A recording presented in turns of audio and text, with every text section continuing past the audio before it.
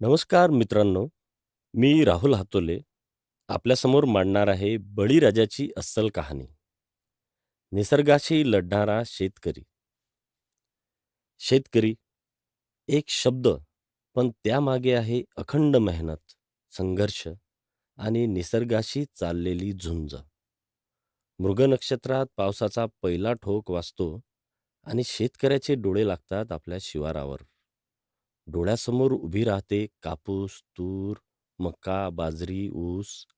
कुठले पीक घ्यायचे, कुठे पेरणी करायची, बी बियाणं कुठून आणायचं, खत, औषध कशी घ्यायची, याचे विचार सुरू होतात.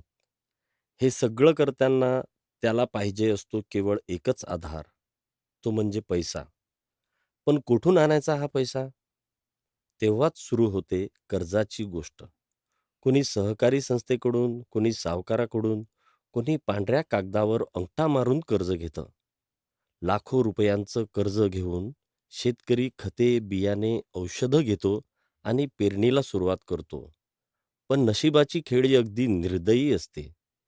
एखादा वळवाचा पाऊस चुकतो किंवा ऐन वेळेला पाऊस दडी मारतो आणि बियाणं मातीखालीच कुजून जातं.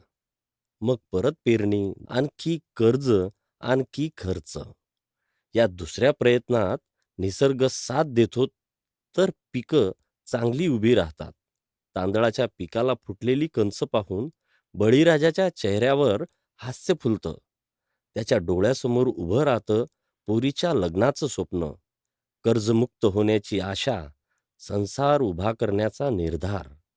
पण हाच निर्धार निसर्गाच्या कोपात पार चुरगाळून जातो.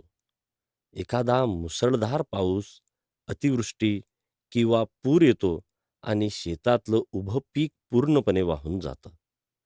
तोंडाशी आलेला घास हिरावून घेतला जातो.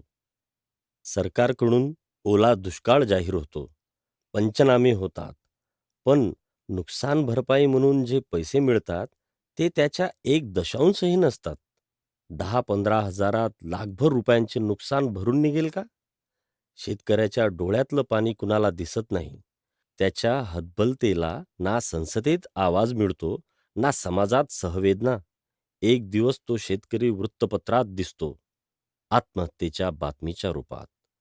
पण अशाही परिस्थितीत बहुतांश बळीराजे हार मानत नाहीत. पुन्हा नव्या जोमाने उठतात. पुन्हा मातीला वंदन करून कामाला लागतात. कर्जमाफी मिळालीच पाहिजे, नुकसान भरपाई ही तात्काळ आणि पुरेशी असली पाहिजे. हे बोलणे एक वेळ सोपे आहे. पण शेतकऱ्याच्या शिवारातील वास्तव पाहिलं की काळजात चर्र होतं. पिकाला योग्य हमीभाव मिळत नाही. मजुरांच्या वेतनात सातत्याने वाढ होते. पण शेतकऱ्याच्या हाती उरतं फक्त खचलेलं मन आणि थकलेलं शरीर. तरीही हा बळीराजा सट्टा लावतो, दरवर्षी शेती करतो. कारण त्याच्यामुळेच आपल्या ताटात आज पोळी भाजी, भात आंबट वरण, मका पिठलं आहे.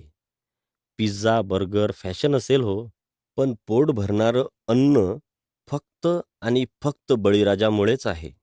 हा बळीराजा फक्त अन्नदाता नाही, तो राष्ट्रनिर्माता आहे. त्याच्या शेतावरच देश उभा आहे. म्हणूनच त्याला फक्त सहवेदना नव्हे, तर न्याय, सन्मान आणि योग्य मोबदला देणं ही आपली जबाबदारी आहे.